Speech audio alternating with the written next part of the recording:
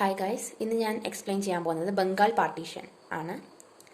So Bengal പാർട്ടീഷനെ കുറച്ച് main points മാത്രം exam focus ചെയ്ത് പറയാം.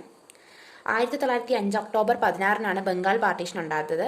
ഈ ഒരു ബംഗാൾ പാർട്ടീഷൻ നടത്തിയത് ലോർഡ് കഴ്സൺ എന്ന് പറയുന്ന ഒരു ബ്രിട്ടീഷുകാരനാണ്. പുള്ളിക്കാരൻ്റെ ഡിവൈഡ് ആൻഡ് റൂൾ പോളിസി ഉപയോഗിച്ചുകൊണ്ടാണ് ഈ ഒരു കാര്യം നടത്തിയത്. ഡിവൈഡ് ആൻഡ് റൂൾ പോളിസി എന്ന് പറഞ്ഞാൽ ആ ഒരു സമയത്ത് ഒരുമിച്ച് നിന്നിരുന്ന ഇന്ത്യയിലെ മുസ്ലിംസ് ഹിന്ദു വിഭാഗങ്ങളെ പിരിച്ചുകൊണ്ട് ഭരണം നടത്തുക എന്നാണ് ഡിവൈഡ് ആൻഡ് റൂൾ പോളിസിയുടെ അർത്ഥം എന്ന് പറയുന്നത്. അപ്പം അന്ന് ഇവിടെ ഉണ്ടായിരുന്ന ഹിന്ദു മുസ്ലിം ഐക്യം തകർത്തുകൊണ്ട് ഭരണം നടത്തുകയായിരുന്നു ഈ ഒരു ഡിവൈഡ് ആൻഡ് റൂൾ പോളിസി കൊണ്ട് ഉദ്ദേശിച്ചത്. അതാണ് ഇവിടെ ഉപയോഗിച്ചത്. ഇവിടെ എന്താണ് അവർ ചെയ്തതെന്ന് വെച്ചാൽ, ബംഗാൾ എന്ന പ്രൊവിൻസിനെ 2 ഭാഗങ്ങളായിട്ട് മുറിച്ചു. ഈസ്റ്റേൺ ബംഗാൾ എന്നും വെസ്റ്റേൺ ബംഗാൾ എന്നും. ഈസ്റ്റേൺ ബംഗാളിൽ മുസ്ലിം മെജോറിറ്റിയാണ് ഉണ്ടായിരുന്നത്. എന്നുവെച്ചാൽ അവിടെ കൂടുതൽ മുസ്ലിംസ് പോപ്പുലേഷനാണ് ഉണ്ടായിരുന്നത്. അതേസമയത്ത് വെസ്റ്റേൺ ബംഗാളിൽ കൂടുതൽ ഹിന്ദു പോപ്പുലേഷനാണ് ഉണ്ടായിരുന്നത്.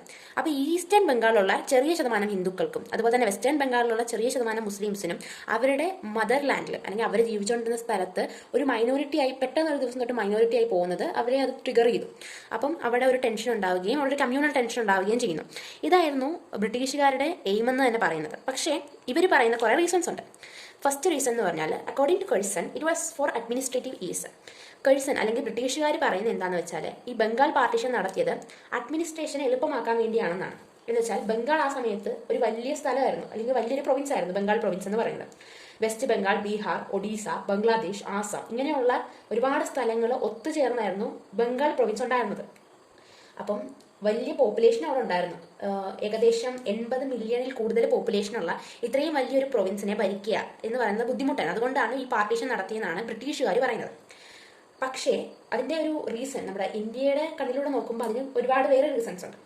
രണ്ടാമത്തെ ഒരു റീസൺ എന്ന് പറയുന്നത്, ബംഗാളിൽ പാട്രിയോട്ടിസം അല്ലെങ്കിൽ ബംഗാൾ നാഷണലിസത്തിൻ്റെ ഒരു മെയിൻ സെൻറ്ററിലായിരുന്നു. എന്നുവെച്ചാൽ ആ സമയത്ത് ഈ നാഷണലിസം ഏറ്റവും കൂടുതൽ ഉണ്ടായിരുന്നത് ബംഗാളിലായിരുന്നു. അപ്പോൾ ആ ഒരു നാഷണലിസം ചിന്താഗതിയെ തകർക്കുക എന്നതായിരുന്നു രണ്ടാമത്തെ ഒരു റീസൺ ആയിട്ട് പറയുന്നത്. മൂന്നാമത്തെ ഒരു റീസൺ എന്ന് പറയുന്നത്, ബംഗാളിൽ എഡ്യൂക്കേറ്റഡ് പീപ്പിൾ ഉണ്ടായിരുന്നു. അപ്പോൾ അവരുടെ ഇൻഫ്ലുവൻസ് കൊണ്ട് ഒരുപാട് പേർക്ക് അറിവുണ്ടാവുകയും അവർ നേരിടുന്ന പ്രശ്നങ്ങൾ മനസ്സിലാക്കാൻ സാധിക്കുകയും അങ്ങനെയാണ് ഈ നാഷണലിസം വളർന്നു വരികയും ചെയ്യുന്നത്. അപ്പോൾ ഇതിൻ്റെ ആ ഒരു മെയിൻ റൂട്ടായിരിക്കുന്ന ഈ ഒരു ഇൻഡർജീനിയ പീപ്പിൾസിനെ തന്നെ തകർക്കുകയാണെങ്കിൽ അല്ലെങ്കിൽ ഇവിടെ പാർട്ടീഷൻ നടത്തുകയാണെങ്കിൽ ഈ ഒരു വളർന്നു വരുന്ന വിദ്യാസമ്പന്നരായ ആൾക്കാരുടെ ഇൻഫ്ലുവൻസ് തടയാൻ പറ്റുമെന്ന് ബ്രിട്ടീഷുകാർ വിശ്വസിച്ചു. ഈ 3 കാരണങ്ങൾ കൊണ്ടാണ് ബംഗാൾ പാർട്ടീഷൻ ഉണ്ടായത്.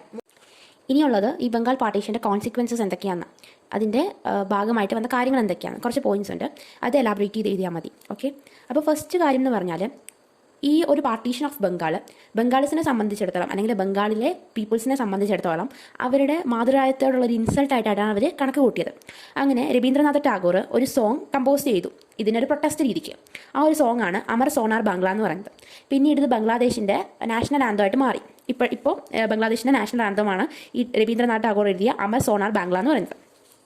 അതുപോലെ തന്നെ രണ്ടാമത്തെ ഒരു കോൺസിക്വൻസ് ആണ്, ബംഗാളീസ് അല്ലെങ്കിൽ ബംഗാളിലെ ഇൻഡിജീനിയസ് ആയിട്ടുള്ള പീപ്പിൾസ് അവരുടെ മദർലാൻഡിൽ മൈനോറിറ്റീസായി മാറി.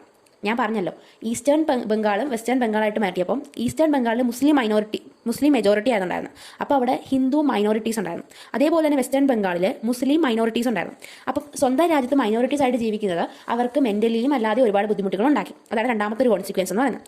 മൂന്നാമത്തെ എന്ന് പറയുന്നത്, ഒരുപാട് മുസ്ലിംസ് ഈ ഒരു പാർട്ടീഷൻ ഓഫ് ബംഗാളിനെ സപ്പോർട്ട് ചെയ്തു. കാരണം അത്രയും നാൾ നമ്മുടെ മുസ്ലിംസിന് ബ്രിട്ടീഷുകാരിൽ നിന്ന് ഒരു സഹായം കിട്ടിയിട്ടില്ല. അപ്പോൾ അവർക്കുള്ളൊരു ഓപ്പർച്യൂണിറ്റി ആയിട്ടാണ് അവർ ഈ ബംഗാൾ പാർട്ടീഷനെ കൂട്ടിയത്. അത് മാത്രമല്ല, നമ്മുടെ ലോർഡ് കഴ്സൺ ഈ ഒരു ബംഗാൾ പാർട്ടീഷൻ നടത്തിയ ലോർഡ് കഴ്സൺ അവർക്ക് ഉറപ്പ് നൽകി, മുസ്ലിംസിന് ഉറപ്പ് നൽകി. എന്താണെന്ന് വെച്ചാൽ അവർക്കൊരു യൂണിവേഴ്സിറ്റി ധാക്കയിൽ പണിഞ്ഞു കൊടുക്കാം എന്നുള്ളത്. ഇത് ഇമ്പോർട്ടൻ്റ് ആണ്. ധാക്കയിൽ യൂണിവേഴ്സിറ്റി പണിഞ്ഞു കൊടുക്കാമെന്ന് ലോർഡ് കഴ്സൺ പ്രോമിസ് ചെയ്തു. അടുത്തൊരു പോയിന്റ് എന്ന് പറയുന്നത്, ടാഗോർ നടത്തിയൊരു കാര്യമാണ്. അത് ഒരു കുറച്ച് പ്രധാനപ്പെട്ട ഒരു കാര്യമാണ്. ടാഗോർ ഈ ഒരു പാർട്ടീഷൻ ഓഫ് ബംഗാളിന് ഒരു പ്രൊട്ടസ്റ്റ് എന്ന രീതിയിൽ മുസ്ലിംസിനെയും ഹിന്ദുസിനെയും വിളിച്ചിരുത്തി അവരെ കൊണ്ട് പരസ്പരം രാഖി കെട്ടിച്ചു. ആ രാഖി കെട്ടിച്ചത് ആ ഒരു ബ്രദർഹുഡ് അല്ലെങ്കിൽ യൂണിറ്റിയുടെ ഒരു സിമ്പിളായിട്ട്, അല്ലെങ്കിൽ ഈ പാർട്ടീഷനിലൂടെ അവരെന്താണോ ബ്രിട്ടീഷുകാർ ഉദ്ദേശിച്ചത് അത് നടക്കില്ല എന്നുള്ള ഒരു സിമ്പിളായിട്ടാണ് ടാഗോർ ഈ ഒരു കാര്യം ചെയ്തത്. അപ്പോൾ അടുത്ത 2 പോയിന്റ് വളരെ ഇമ്പോർട്ടൻ്റ് ആണ് ഇതിൻ്റെ കോൺസിക്വൻസിനകത്ത്. ഒന്നാമത്തേന്ന് പറഞ്ഞാൽ, സ്വദേശി ബോയ്ക്കോട്ട് മൂവ്മെൻറ്റുകൾ ഇതിൻ്റെ ഭാഗമായാണ് ഉയർന്നു വന്നത്. അടുത്തൊരു പോയിന്റ് എന്ന് പറയുന്നത്, മുസ്ലിം ലീഗ് ഈ ഒരു പാർട്ടീഷന് ശേഷം ഇതിൻ്റെ ഒരു കോൺസിക്വൻസ് എന്നുള്ള രീതിക്കാണ് ഉയർന്നു വന്നത്. ഈ 2 പോയിന്റ്സ് വളരെ ഇമ്പോർട്ടൻ്റ് ആണ്. 1906 മുസ്ലിം ലീഗ് വന്നതും അതുപോലെ തന്നെ boycott and Swadeshi movement rise ചെയ്തതും ഇതിൻ്റെ ഒരു കോൺസിക്വൻസ് ആയിട്ടാണ്. സോ ഇത്രയാണ് Bengal partition. Second semester BA economics exam history complementary പേപ്പറിലെ ഏറ്റവും ഇമ്പോർട്ടൻ്റ് ആയിട്ടുള്ള ഒരു ക്വസ്റ്റ്യൻ ആണ് ഇപ്പോൾ ഡിസ്കസ് ചെയ്തത്. എക്സാം ഓറിയൻറ്റഡ് ആയിട്ടുള്ള ക്ലാസ്സുകൾ ഇനിയും ഇടുന്നതായിരിക്കും. അപ്പോൾ താല്പര്യം ഉണ്ടെങ്കിൽ ഞാൻ താഴെ കൊടുത്തിരിക്കുന്ന ടെലിഗ്രാം ലിങ്കിൽ ഗ്രൂപ്പിൽ ജോയിൻ ചെയ്യാം. നോട്ട്സ് ഞാൻ അപ്ലോഡ് ചെയ്യാം അതിനകത്ത്. ഇതിൻ്റെ ഡീറ്റെയിൽ നോട്ട്സ് വേണമെങ്കിലും ടെലിഗ്രാം ഗ്രൂപ്പിൽ ജോയിൻ ചെയ്യുക.